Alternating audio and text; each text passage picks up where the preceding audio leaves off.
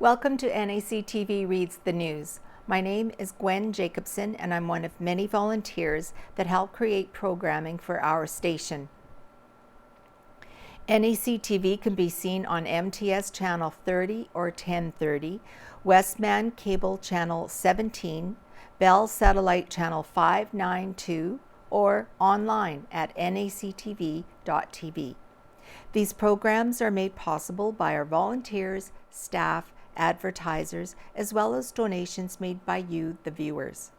If you are enjoying your NACTV experience, please consider supporting us by either donation or volunteering. You can contact our office at 204-476-2639 or at nactv@wcgwave.ca. So this week's edition of the Neepawa Banner and Press is dated Friday, May 5th, 2023. Now we have some lovely pictures on the front page, and it's about an annual charity that's eager to make kids' dreams come true by Casper Werhan. A source of joy, laughter, and hope for Manitoban kids and their families is returning for 2023. Dream Ride, a fundraiser benefiting the Dream Factory, will be holding its 4th annual event on Saturday, July the 8th. The goal of the annual charity is to raise funds and make dreams come true for kids in Manitoba who are battling life-threatening illnesses. And according to event organizers Gary and Marcia Forg, both organizers and participants are gearing up for this to be their best year yet.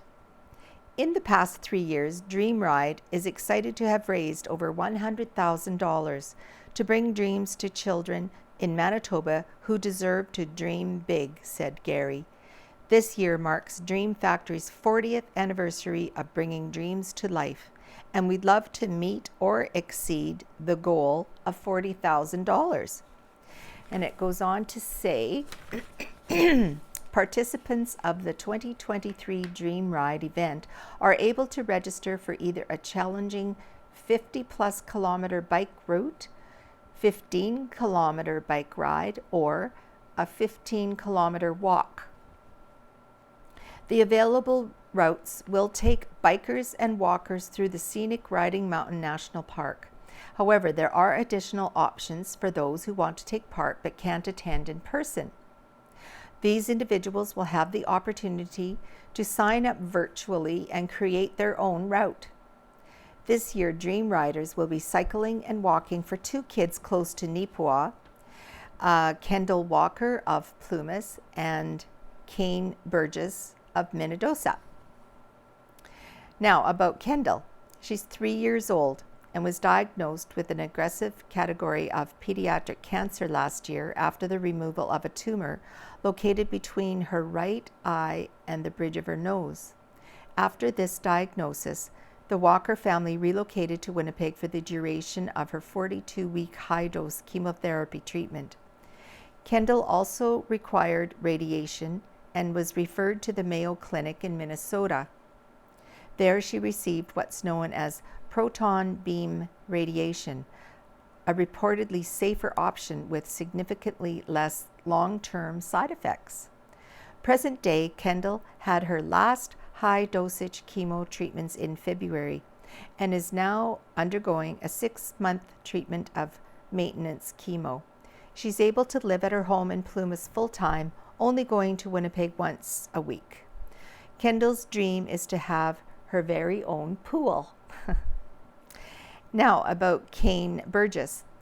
He's 9 years old and was diagnosed with a high-grade aggressive osteosarcoma tumor on his right tibia bone, causing him to limp back in 2021.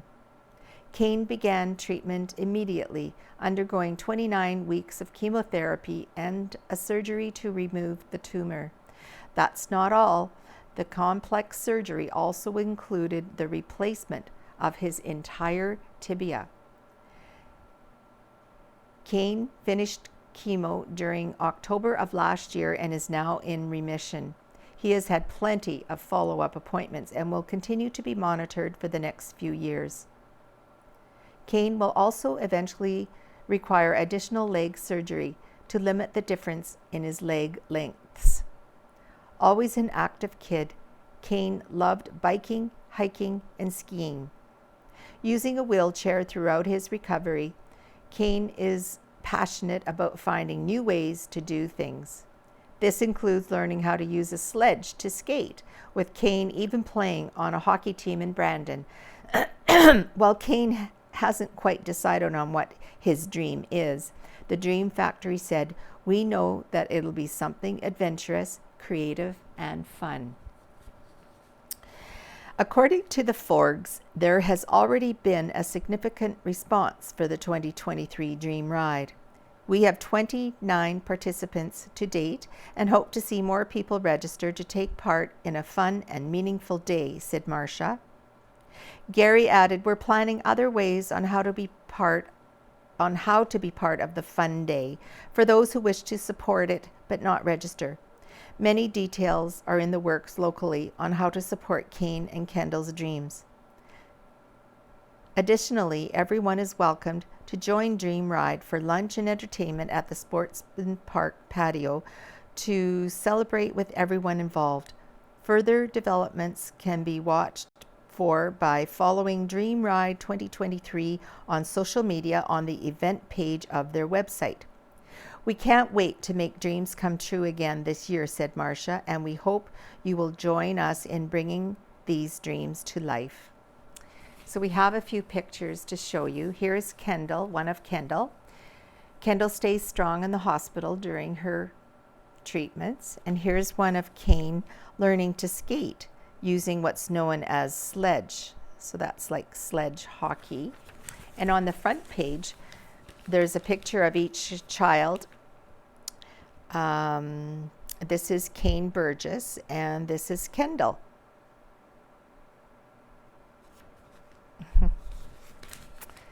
Well, hopefully that is a successful day. Now, we have a story about a McCreary resident celebrating her 100th birthday, submitted by Neepawa Banner and Press. Family and friends gathered at the Alpine Manor in McCreary on April the 8th to celebrate the birthday of Eva Fadak, who turned 100 years old on April the 5th, 2023. Eva and her husband Bill were married in 1951 and farmed just southwest of the town for over 60 years. The farm is still owned and operated by their children and grandchildren. In 2018, Eva moved into the Alpine Manor where she resides today.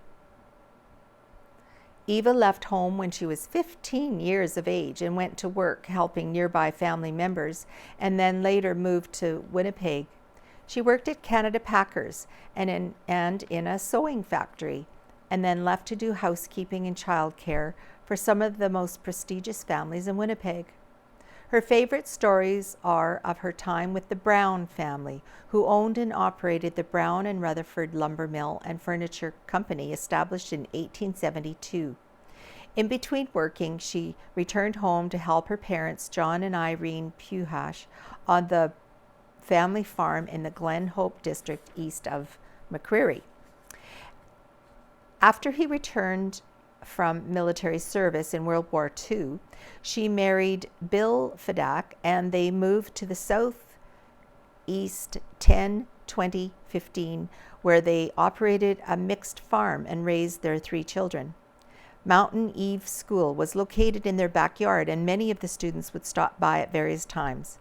For years, they milked cows and shipped cream to the local creamery in Neepawa. Eva raised poultry of different kinds and sold processed chickens and eggs to many people in and around McCreary. Eva was a member of the Ladies' Legion Auxiliary and always could be counted on to provide her cabbage rolls and pierogies or her top-notch pies for catered events. Her pies often won prizes at the Calwood Fair. Eva has always loved gardening, and her flower beds on the farm were filled with various plants and color in the summer. There is still a clump of giant peonies that came back with her from Winnipeg that blooms at the farm each year. Even now at her home at the Alpine Manor, she has a raised garden bed on her patio where she grows a few vegetables and tends to a select group of indoor plants. Eva is also a very accomplished seamstress and made clothes for the family and others over the years. She also produced 2 stunning parkas based on the McPhee patterns, also award winners at the Calwood Fair. She is blessed with good health and an active mind from doing crossword puzzles in her favorite publication, the Seniors Paper, and enjoys reminiscing about days gone by as she flips through some of the local area history books in her possession. She still has an active interest in the political landscape in the province and Canada and enjoys watching curling on TV. In 2021, Eva became a great-grandma for the first time and has enjoyed visits with her great-grandson. With his birth, there are now 4 generations of the Fadak family. Summer of 2023 will bring the birth of her second great-grandchild, so she will have more celebrating to do. Happy 100th birthday and a few more.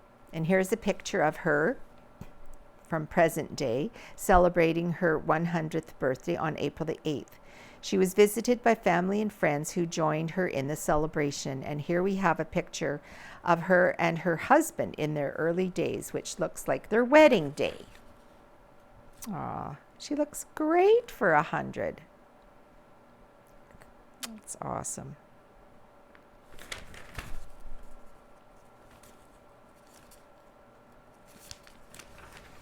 The Roxy Theatre is going to be showing a movie called Air on May 5th and 6th at 7:30 p.m. Air. It follows the history of shoe salesman Sonny Vaccaro and how he led Nike in its pursuit of the greatest athlete in the history of basketball, Michael Jordan. All right, I will come back to that, and we will read Out of Helen's Kitchen by Helen Drysdale. This week it's about rhubarb. Originating in Asia, today rhubarb can be found all over the world, including right here in Canada where it grows from coast to coast. Spring is truly here when the rhubarb pops up in the garden. The word rhubarb is sometimes used to imitate the sound of a crowd of people. In radio, television, and films, groups of actors often repeat the word rhubarb as a background noise, creating the effect of a crowd. However, I like to hear the word rhubarb used in the context of desserts.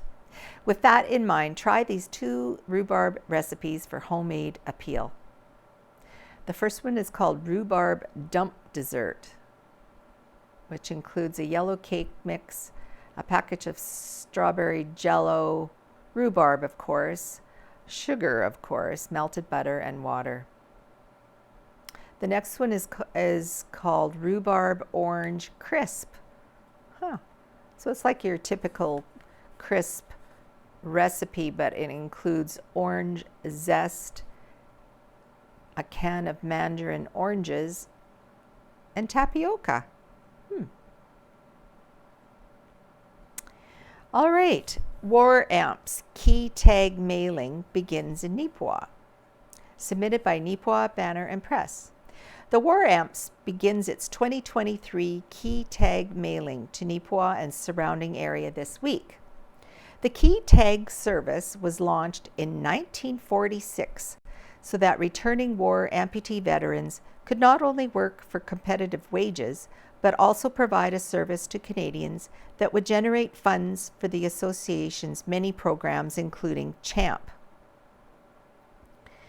The Key Tag service continues to employ amputees and people with disabilities and has returned more than 1.5 million sets of lost keys to their owners.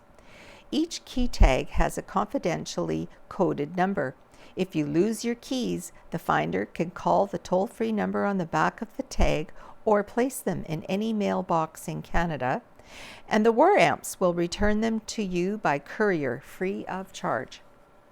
The War Amps receives no government grants, and its programs are possible through public support of the key tag and address label service.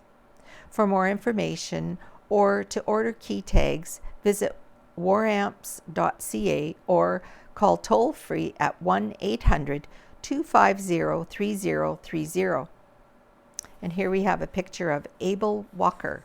He is benefiting from the War Amps Child Amputee Program, or which is known as CHAMP, thanks to public support of the key tag service.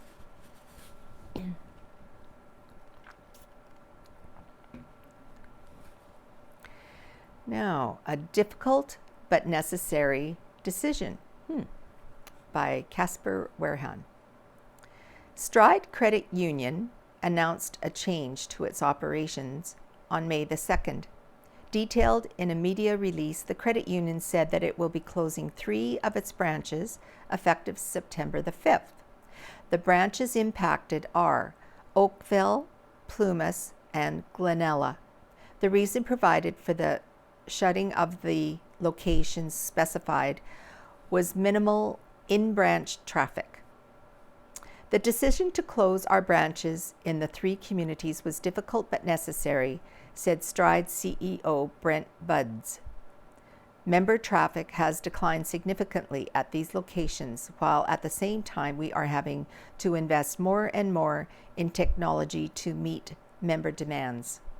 This reallocation of resources underscores the responsibility Stride has to all our members to manage their assets in the most cost-effective way. Currently, the Oakville, Plumas, and Glenella branches are open only a few days per week. The way people bank has evolved, Buds explained. Our members are increasingly banking with our app, online, or by phone, so the affected members will still be able to do business with us. And of course, if members in Oakville, Plumas, and Glenella do choose to bank in person, they can do so at a Stride branch in a neighboring community.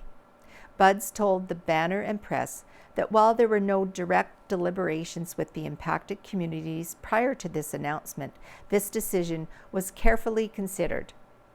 The impact in those communities was reviewed in the due diligence that was completed over a many-month period. The effect was definitely considered. Buds added, obviously, when a decision like this is made, there will be concerns brought forward by communities. We value the business we have in these communities. We do anticipate concern over their closures, and we are prepared to discuss options for our members. There are 5 employees who will be affected by the closures. However, none are being laid off and are all being offered other positions with Stride. The credit union, which owns the buildings in Plumas and Glenella, will also be inviting those communities to field suggestions on their future use. It's our intention to divest of those buildings, said Buds. Anyone who has suggestions for the 2 buildings are welcome to contact Buds via email at brent.buds, which is spelled B-U-D-Z, at stridecu.ca or by phone at 204-385-6171.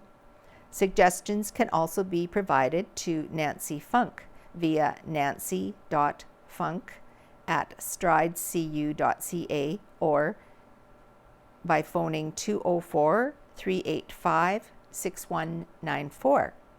Stride currently operates 8 branches in 8 communities and has over $950 million of assets under management. Ooh.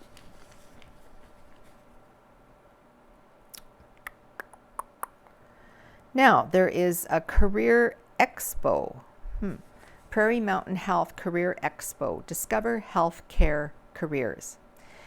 And it's going to be in Neepawa Wednesday, May the 10th from 12:30 p.m. to 7 p.m. at Arts Forward Center, 293 Mountain Avenue.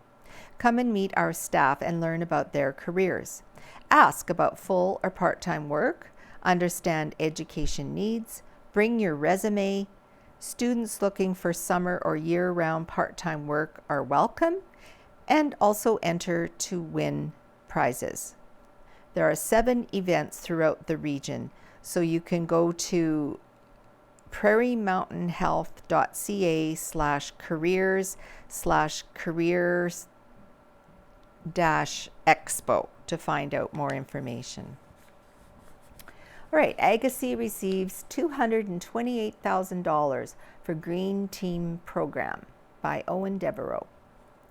A program looking to promote green spaces and green job opportunities for youth has received some huge financial support from the province. The Manitoba government has announced an investment of more than $9.6 million into its Green Team initiative, which is looking to improve neighborhoods and parks in communities. For the Agassiz constituency, just a little over $228,000 will be split amongst 20 projects. Of those 20, 5 are located in Neepawa, and they include the following. Beautiful Plains Recreation Commission will receive $14,755.95. The town of Neepawa will receive $7,377.75. Yellowhead Community Recreation Center will receive $7,316.40.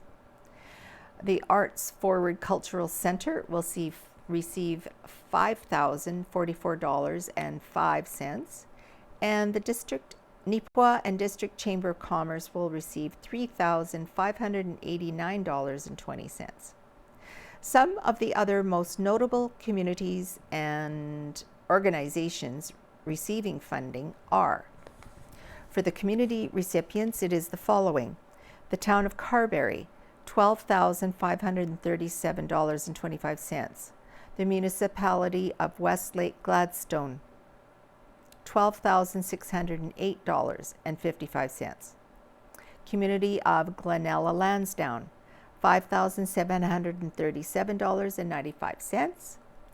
The municipality of Norfolk Treherne, $6,191.10. The municipality of Norfolk will receive $5,541.75. The RM of Rosedale will receive $9,669.15. For the organizational recipients, the following are getting some money. First, the White Mud Watershed District, $7,054.25. Manitoba Agricultural Museum, $12,125.75. Gladstone Golf and Country Club, $3,504.30. And McGregor Town and Country Golf Course, $4,482. In a media release confirming the funding, Agassiz MLA Eileen Clark stated that, "I am thrilled that these funds will provide program support to so many local projects in our communities. Our government is always pleased to support important initiatives like the Green Team. This year, the Green Team program will fund 744 projects across the province and employ 2,500 youth. It covers 100% of wage costs for nonprofit organizations, education authorities, and NACCs, and 50% of wage costs for municipalities on a cost-shared basis." Great. Also on the Rural Outlook page, Mazier's Internet Speed Bill passes House of Commons by Owen Devereaux.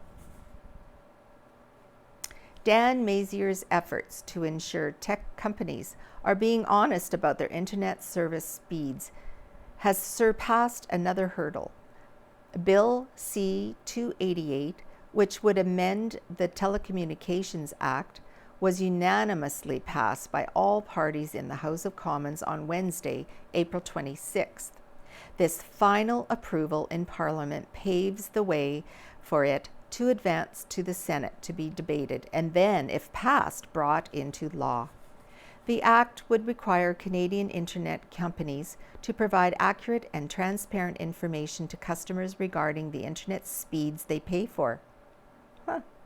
In his final comments just before the vote in the House of Commons, Mazier said that he has heard many people express their concern about this practice. I've heard so many Canadians, especially rural Canadians, tell me that they're not getting the internet speeds they pay for. I totally agree. This is because the government has allowed internet companies to advertise speeds you may never receive, Mazier expressed. Canadians deserve to know what internet speeds they are paying for, and Canadians should accept nothing less. Bill C-288 has received significant support from telecommunication experts and advocacy organizations when it was studied at Parliament's Standing Committee on Industry and Technology. The Commission for Complaints for Telecom Television Services, a body responsible for overseeing consumer complaints, also expressed their support. Given the number of internet service quality complaints that we see, it seems reasonable to conclude that making service metrics available to customers when they subscribe to an internet service would be a step forward, the Commissioner stated. Bill C-288 will now be sent to the Senate, where it will be debated further before it can become law. This legislation was first introduced by Mazier, the MP for Dauphin Swan River Neepawa, back in June of last year. Good. Next, we have an article about the Neepawa Kin Club aiding the launch of local cycling without age chapter. That sounds interesting. This is by Casper Werhan. A brand new wellness program will soon make its debut in Neepawa. With aid from the Neepawa Kin Club, a local chapter of Cycle Without Age, most known as CWA, is being formed. CWA is a nonprofit organization which provides a cycling service with the goal of helping seniors and those with low mobility by providing them with rides around town, fresh air, and socialization. The CWA initiative originates from Denmark, beginning in 2012 with Ol Kassow, Kassow. Today, it runs chapter nonprofits worldwide, with 29 countries opening a collective total of over 2,000 chapter locations. Altogether, there are more than 39,000 trained cyclists riding 4,900 specialized three-wheel bikes known as trishaws. In Manitoba, there are currently a total of 6 chapters of this program, with Neepawa being the most recent. We've been looking at seniors in the community overall, and with COVID-19, when it happened, just trying to get people connected, said Kin Club member and CWA Neepawa chapter secretary Denny Phillips. People were getting isolated, and one of those was seniors. This was an activity that could happen outside. Phillips added, it unfortunately took a while to get things set up, but now, thankfully, COVID-19 is more or less over. And although it's not a requirement to be in the fresh air, seniors being able to be out in the fresh air and re-experiencing it is still an active thing. Much thanks is given to High Life, which previously provided the Neepawa Kin Club with a donation from its Fun Days event. This funding aided in allowing CWA Neepawa with the purchasing of its own Trishaw bike. The bike arrived in April and is now fully put together, courtesy of volunteers Alex Durama and Steve Gale. It was great. I tell you, it was very interesting putting it together, Phillips laughed. They did a wonderful job. The next steps for local CWA program include the acquisition of insurance, gathering and training volunteers, and turning the program over to an independent group. Phillips explained that while the Kin Club has been involved in setting the program up, the move to turn it over is in order to keep rides free of charge. In order to source funding to run CWA Neepawa so that we don't have to charge, we're putting it out there to be an independent, incorporated company, said Phillips.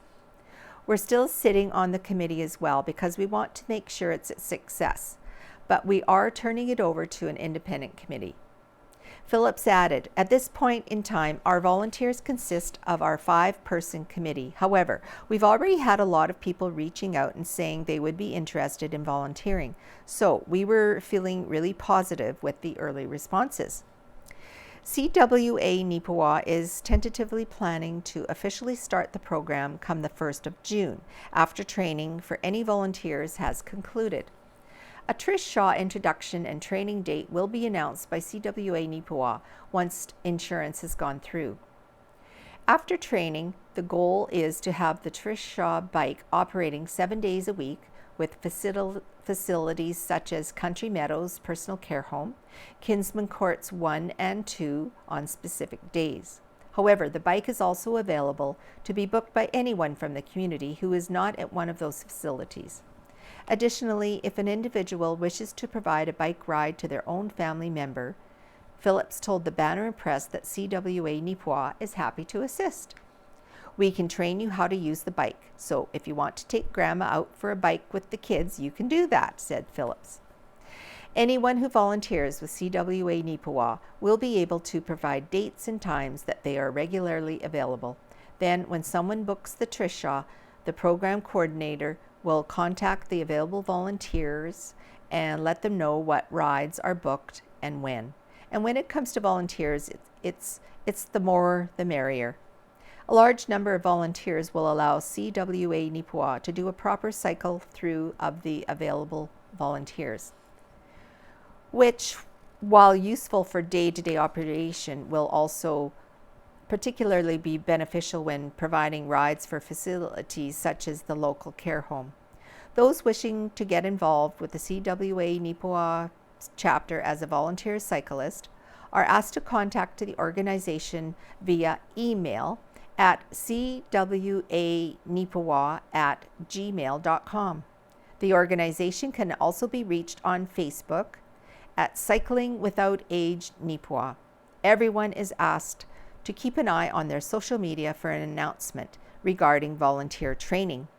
And there's a couple of pictures here showing what it looks like.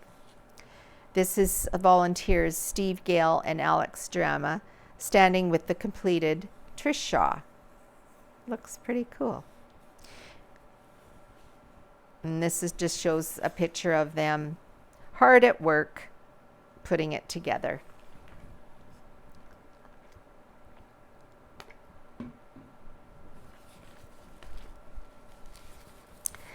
Now, the Neepawa Area Community Choir, Eager to Take the Stage, by Casper Werhan. The Neepawa Area Community Choir, known as NACC, will be making its big return this month. NACC will be holding their first concert in 3 years.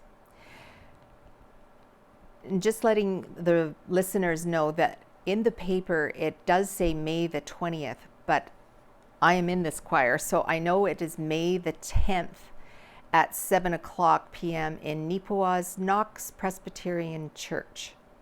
So I've let our director know that there's a mistake in the paper, and she was going to contact the Banner and Press. To top it off, it'll be a co-feature with the Choraleers, some of whom are also members of NACC.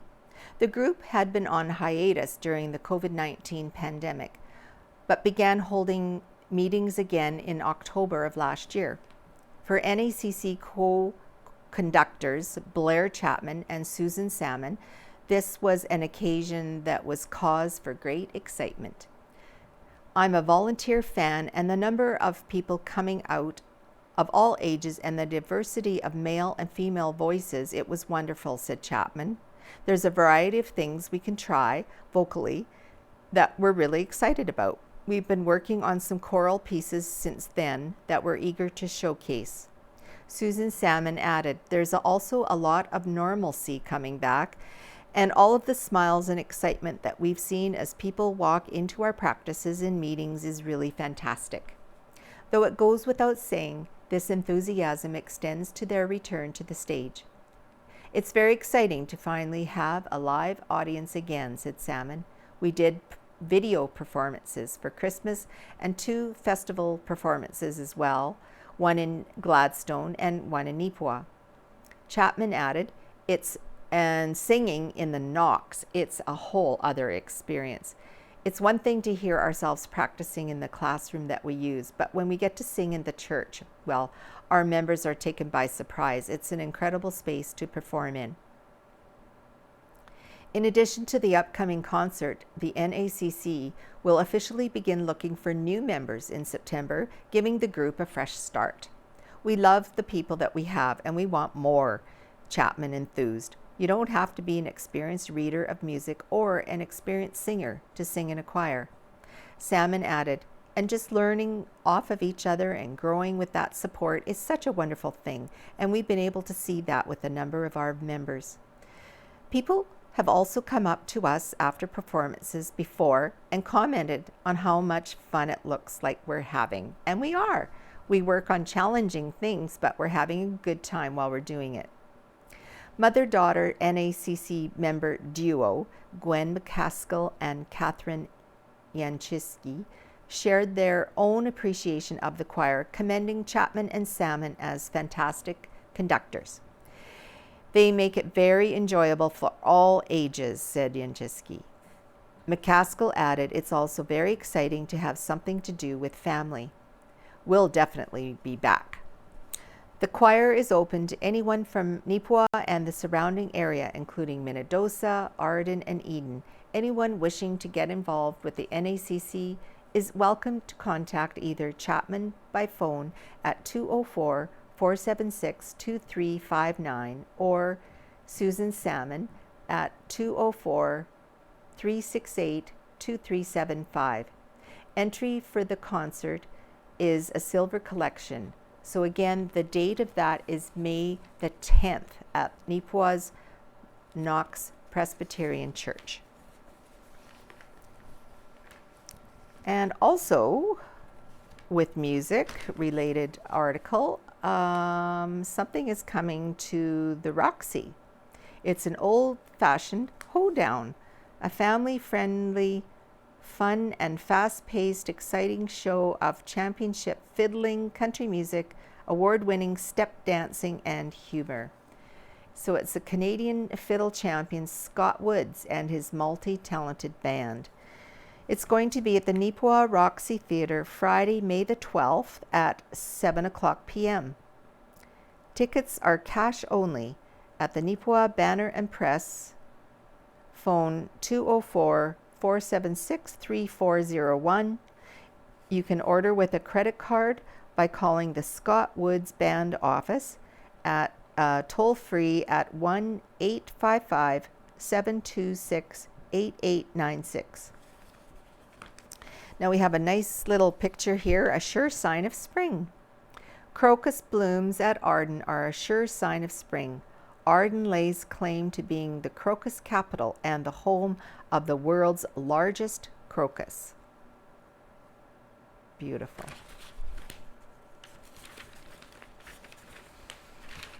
All right, the Neepawa Press, Home and Garden. Spring marks the return of lawn and garden season. Lawns often bear the brunt of winter's wrath, so spring is a great time to nurse them back to health, and fertilizing can be an essential component of that process.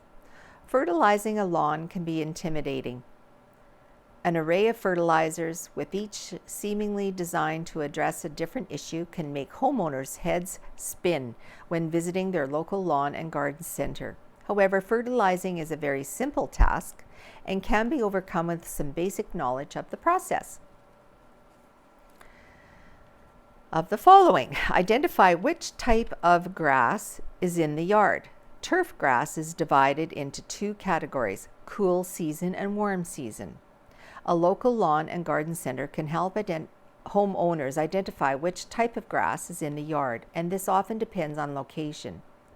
Fescue, bluegrass, and perennial ryegrass are some examples of cool season grasses, while Bermuda, Bahia, St. Augustine, and Zoysia are considered warm season grasses. Identifying which type of grass is in the lawn is important because that will indicate when to fertilize. Cool season grasses are typically best fertilized in early spring, while warm season lawns can benefit from an application just before especially warm temperatures arrive. Next, survey the lawn to identify which spreader to use. A small yard or a thriving lawn with only a few bald or unsightly patches may not need a full application of fertilizer. In such instances, a hand spreader can suffice. For larger lawns, a broadcast spreader is the ideal option. Next, test the soil prior to purchasing fertilizer.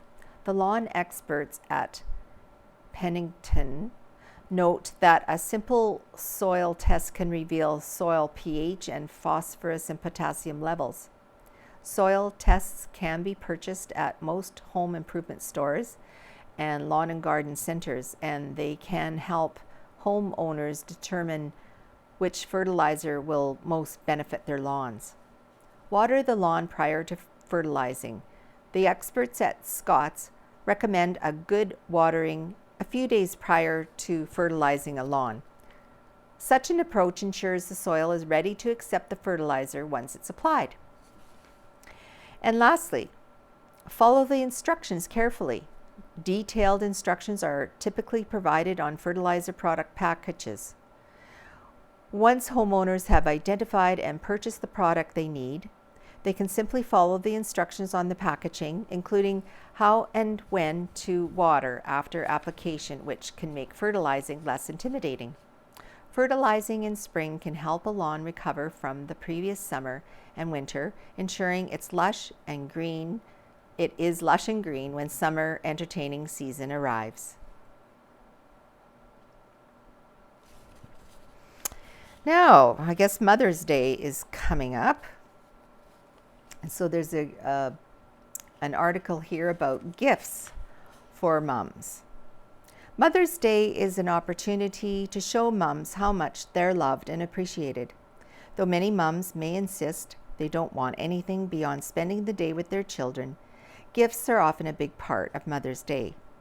No two moms are the same, and though standards like flowers and greeting cards will always have a place on Mother's Day, the following are some gift ideas that can put smiles on the faces of moms from all walks of life.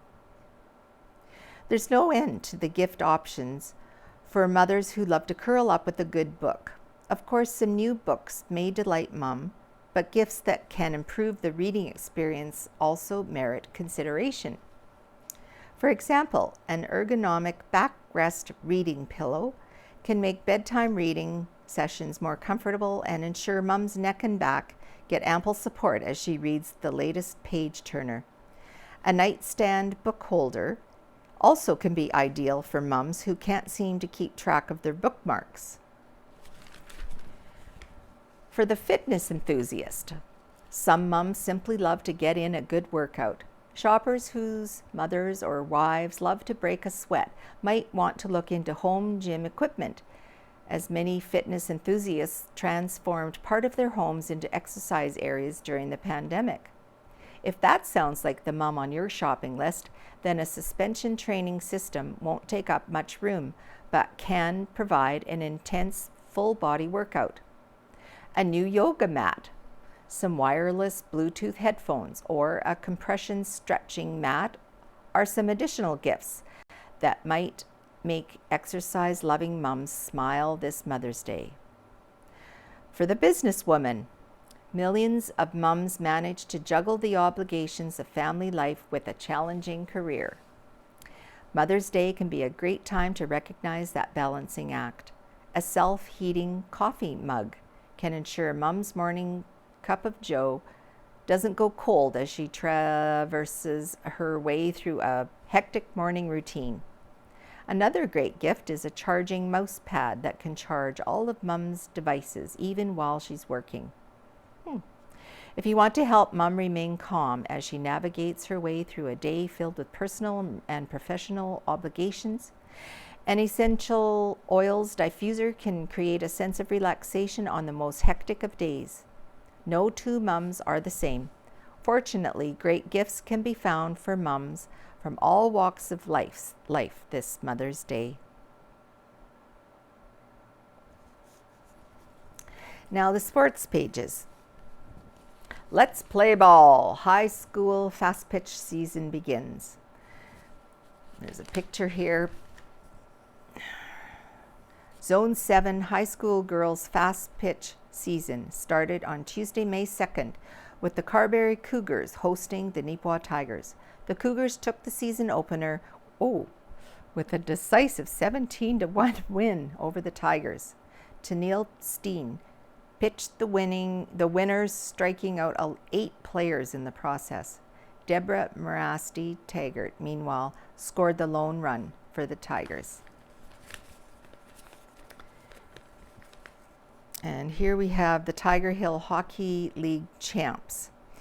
The Minnesota Elkhorn Seahawks captured the Senior A Provincial Hockey Championship, defeating the St. Anne Aces in a best-of-3 series, 2-1. The Seahawks, who are the Tiger Hill Hockey League champs, iced the title with a 7-3 win on Sunday, April 26th in Winnipeg. Minnesota Elkhorn is the third Tiger Hills Hockey League team to win Hockey Manitoba's Provincial Senior A Championship, as the Deloraine Royals won in 2014 and the Killarney Shamrocks captured back-to-back championships in 2016 and 2017. The Neepawa Titans news release. The Neepawa Titans are pleased to announce that goaltender KC Kokut has signed a letter of intent with the MJHL club for the 2023-24 season. The 17-year-old is 6'1" and 170 pounds and is from Brandon. In 22 games this past season with the Brandon 18 and under AAA midget Wheat Kings, this goalie had a record of 19-3-0. He also had a goals against average of 1.94 and a save percentage of .927 for the year. Please join us in welcoming KC and his family to Neepawa and the Titans. And the Steinbach Pistons win the MJHL championship. The Steinbach Pistons defeated the Verdun Oil Capitals in 5 games to capture the 2023 Turnbull Cup.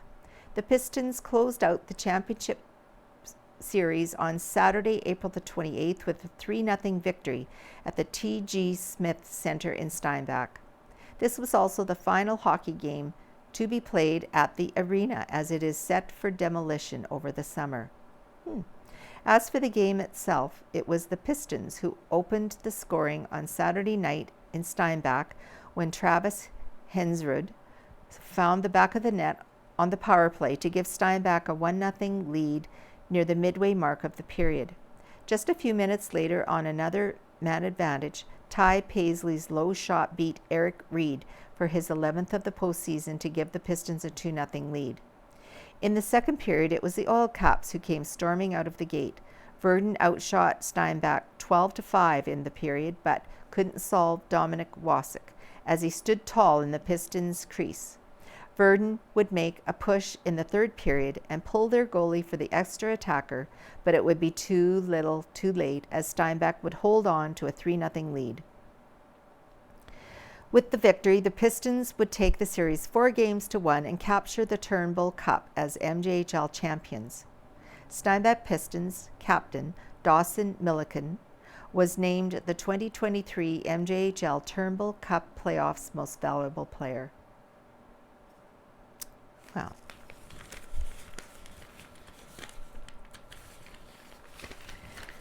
right, next we have Spring in Action, Hope Food Drive, submitted by Neepawa Hope Group. Spring into action with the NACI Hope Group by participating in the Spring Food Drive. In partnership with the Neepawa Rotary Club, the NACI Hope Group is collecting food for the Neepawa Community Ministries / Salvation Army. The Salvation Army has been working hard to meet the needs of our community and is in need of our help. In March, they served 58 households and 131 individuals, which is the highest number ever. In comparison to March of 2022, it was an increase of 45%, and it was a 100% increase from 2021. The Salvation Army constantly sees new clients needing assistance from the food bank. Since January, 35 new clients have accessed the food bank. The Hope Group has organized a food drive to help with their ongoing need for food donations. On Thursday, May 4th, Hope members will be dropping off bags at your front door starting at 4 p.m. We ask that you fill the bag or donate anything you can while being mindful of expiry dates on the food items. Such suggested items include canned fish and meats, canned vegetables, school snacks, ready-to-eat meals, baking goods, side dish items, etc. Monetary donations are also welcome. Hope members will be coming to pick up filled bags from your doorstep on Tuesday, May the 9th. Please put your filled bags out by 5 p.m. and make sure to place your bag in a visible location, as students will not be knocking on any doors.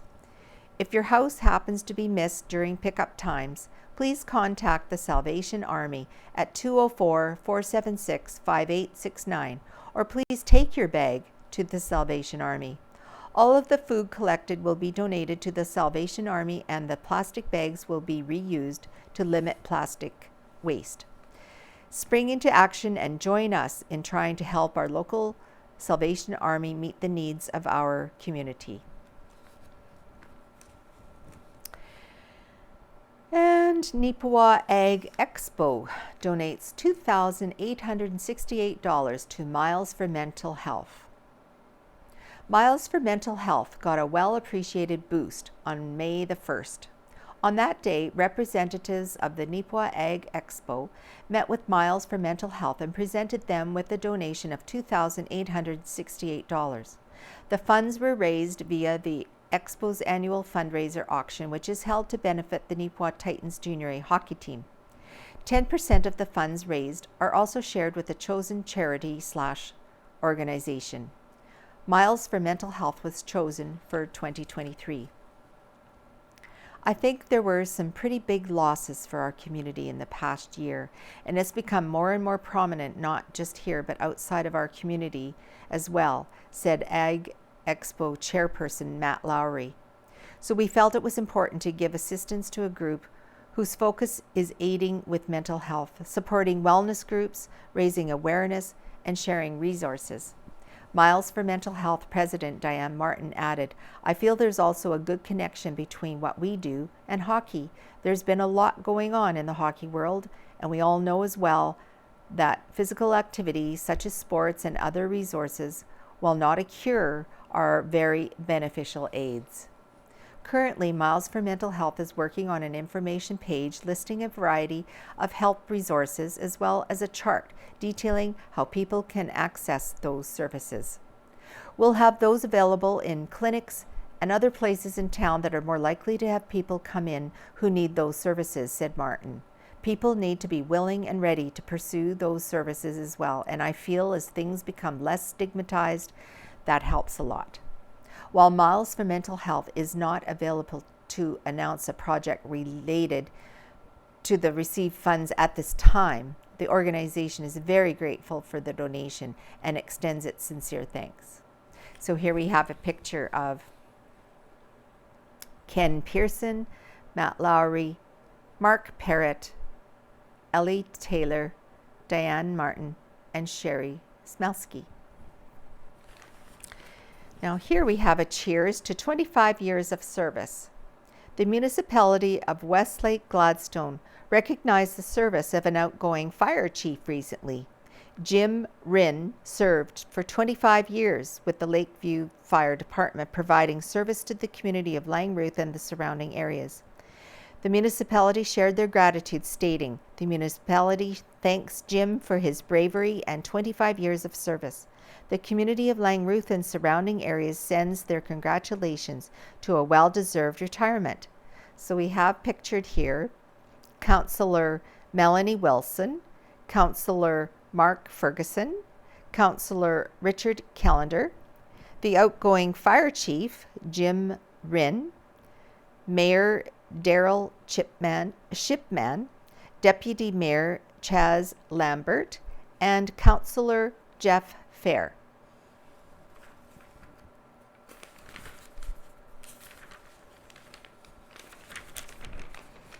Now, an article about Rotary, the Neepawa Rotary Club. The Neepawa Rotary Club held its annual Paul Harris Fellowship event on the evening of April the 27th. The event recognizes club members and individuals within the Neepawa area who have provided outstanding service to our community, to the Rotary Club, and to Rotary International.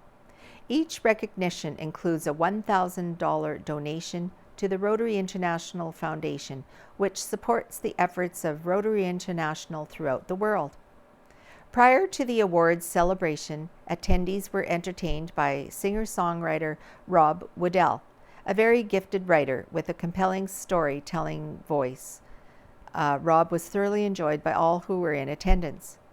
Mary Ellen Clark was recognized for her long-standing commitment to the Neepawa and Area Palliative Care Program. Mary Ellen was a founding member of the program and has been a volunteer for over 25 years.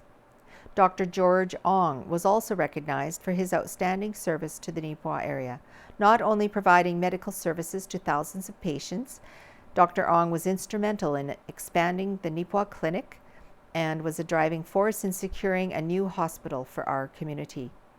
Colin McNerney was the third community member recognized for his leadership and volunteer efforts with Men's Shed, the organization that provides men the opportunity to improve their physical and mental health through activities men will actually join.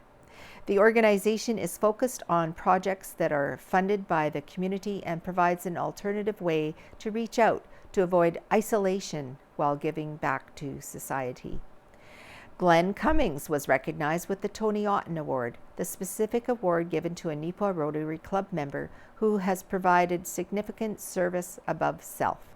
Glenn has been a long-time member of the club and has been a leader in his dedication to Rotary Foundation. The final recognitions were given to Glenn Cummings and Wayne Jacobsen for their multiple Paul Harris Fellowship contributions to the Rotary Foundation. The evening was capped off by a presentation by the District 5550 Governor Fred Wright. His message of community involvement and selfless giving to our communities was very inspirational to all. And here we have a picture of the recipients and the district governor. Recipients Colin McNerney, Glenn Cummings, Mary Ellen Clark, Dr. George Ong, Wayne Jacobsen, and the district governor, Fred Wright. Great.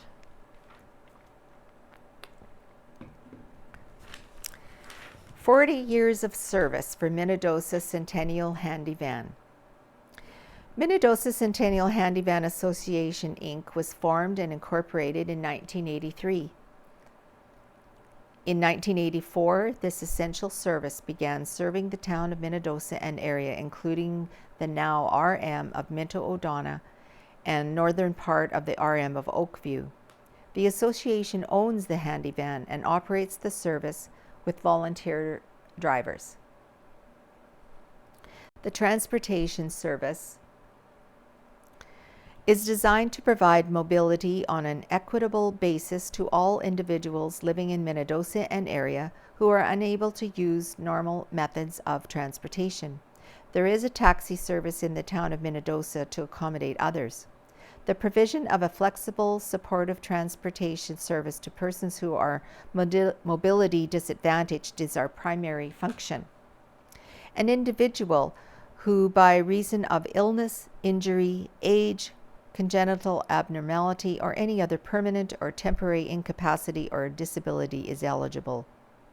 Criteria includes any individual who uses a wheelchair or a mobility aid like a walker or a cane, is visually impaired to the extent that he or she cannot operate a motor vehicle, is hearing impaired to the extent that he or she cannot operate a motor vehicle, has lost his or her driver's license due to a medical problem such as seizures, etc., has a physical impairment from which prevents him or her from operating a motor vehicle either on a temporary or permanent basis.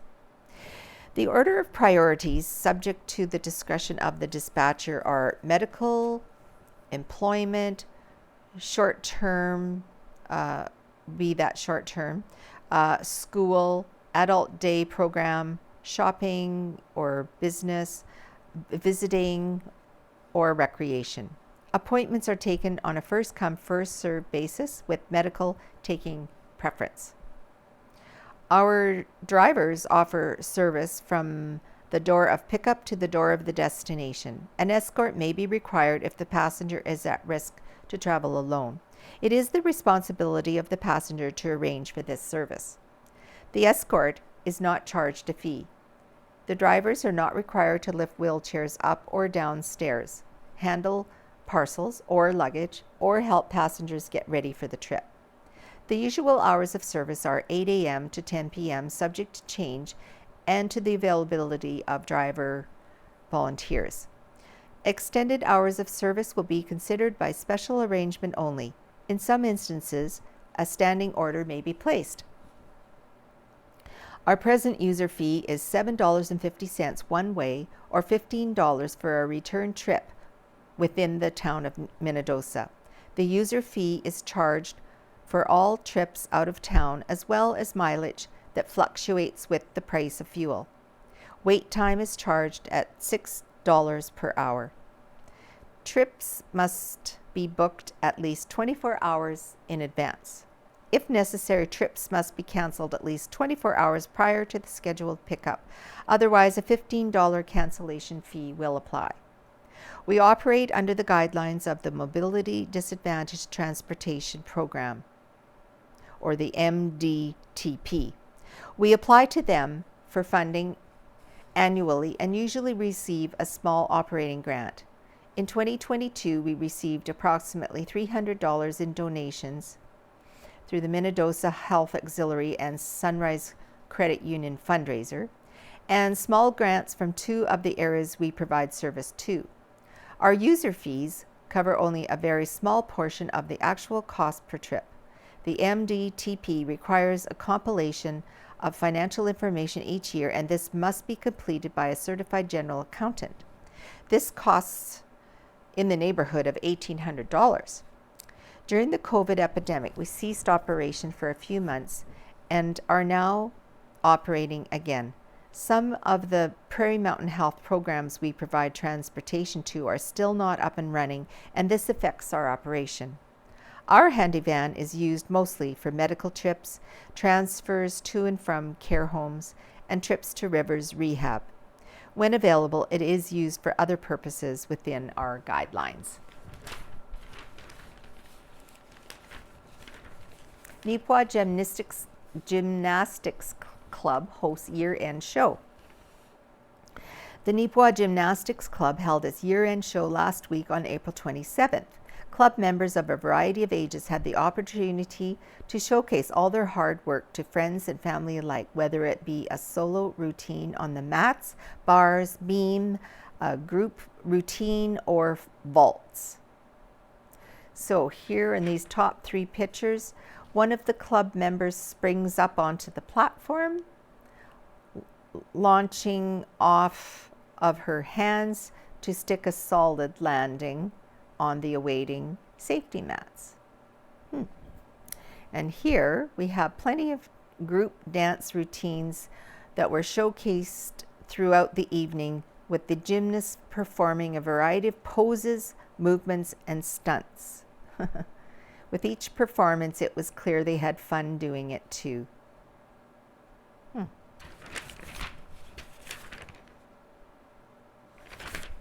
All right, Connecting Home-Cooked Meals to Seniors by Owen Devereaux. For about 3 decades, the Home Assistance Neepawa and District, known as HAND, Community Meal Program, has offered a feeling of connection to local seniors through a delicious home-cooked style meal. Now that generational initiative is looking to expand on its previous commitment.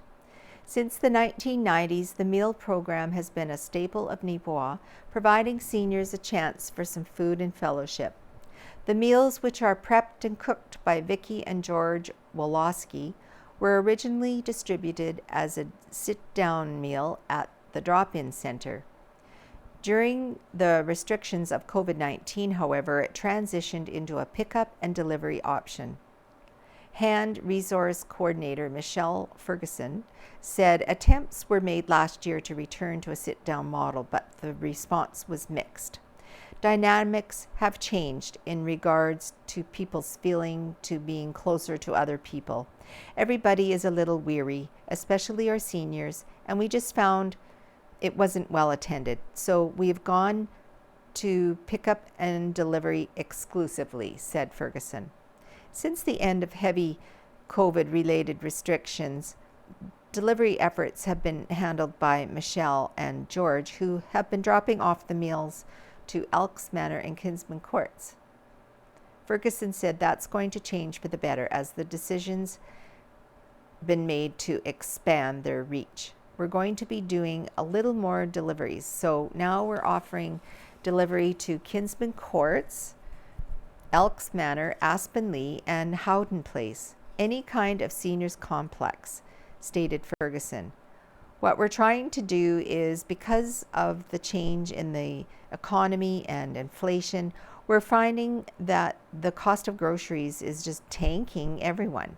We're finding seniors may be spending a few $100s a week on groceries, and that's not including any meat. So they are losing out on nutrition. So this is a way they can have a very well-balanced, nutritious meal. The HAND Community Meal Program runs every Tuesday to Friday at a cost of $11 a plate. With 16 available meals per month, that totals out to $176 for a fair-sized portion, a value under the current economic circumstances. Ferguson added that along with providing good nutrition, it also eliminates the time, effort, and stress upon the seniors in preparing the meals themselves. Details on the menu options are posted at the post office every week, as well as online at the HAND Facebook page. Ferguson also stated that people can commit to the program in any way that works best for them. If interested in a meal, we ask that they call by 8 in the morning, if possible, to George and Vicki. That phone number is 204-476-5218.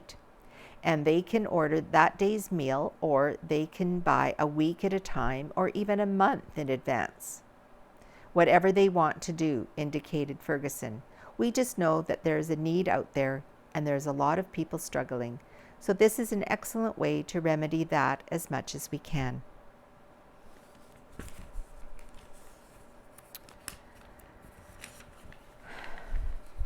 All right, I'll read one last article. That's all the time we have.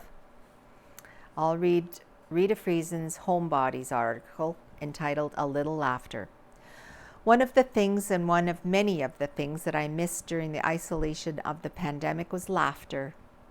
Laughing, belly laughing with friends is a wonderful medicine for me. Laughing till the tears are running down our cheeks and the conversation builds on the last line uttered is therapeutic. Part of the community work that I am privileged to do is meeting with families and planning a loved one's memorial service. In the course of time together, there are memories shared, and these elicit both tears and laughter. a true reflection of life, joys, and sorrows. There is healing in both. Even in the time of deepest grieving, there is a place to remember the love and laughter, perhaps one of the most important things to remember. One of the most gracious thank you notes I have ever received thanked me for leading the family into healthy laughter, the family sensing in that moment that life will go on. This line of thinking was reinforced in an exchange of ideas with a young friend, younger than me, and 4 years away from 50.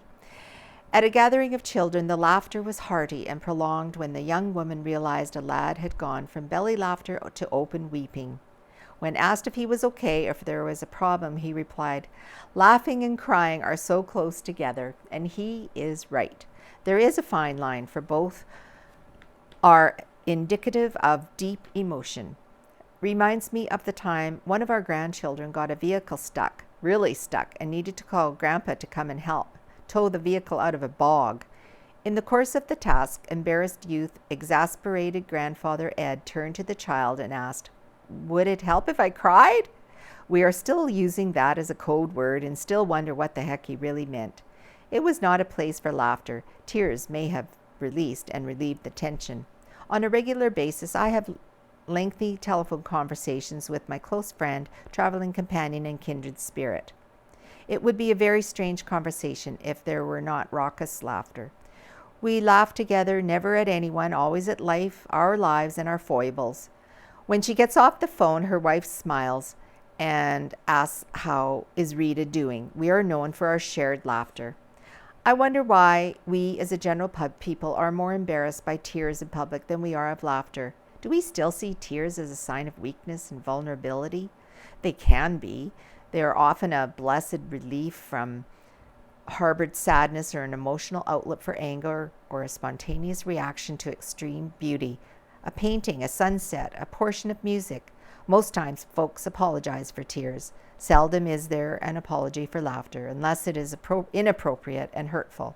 We do laugh at others' misfortune, slapstick humor, and funniest home videos without an apology.